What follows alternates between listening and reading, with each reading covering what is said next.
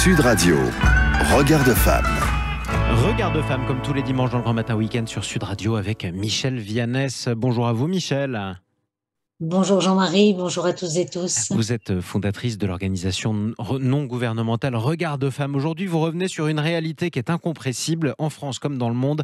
C'est l'écart de salaire entre les femmes et les hommes. Oui, en effet. Si on compare le salaire annuel des femmes avec celui des hommes, cette année, la date symbolique à partir de laquelle les femmes commencent à travailler bénévolement tombe le 3 novembre, c'est-à-dire ce mercredi, à 9h22, et cela jusqu'à la fin de l'année. Et cette date est calculée à partir des inégalités de salaire entre les femmes et les hommes qui sont mesurées par l'organisme de statistiques de l'Union européenne, Eurostat. Mais alors pourquoi cet écart perdure ?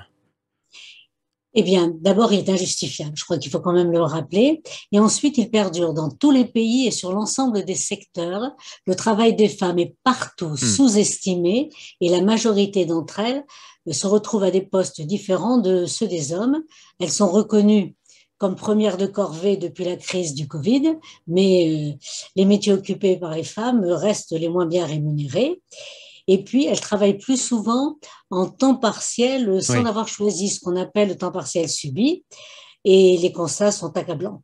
L'écart de salaire entre une femme et un homme qui ont 3 enfants se monte à 47%. C'est-à-dire que l'homme gagne pratiquement le double. Et puis, si on regarde les femmes cadres, par exemple, une femme cadre gagne 20% en moins qu'un homme cadre. Oui, 1/5 du salaire en moins. Mais alors pourtant, l'égalité de salaire entre les femmes et les hommes à compétences égales, elle est garantie par la loi, Michel. Alors comment ça se fait ?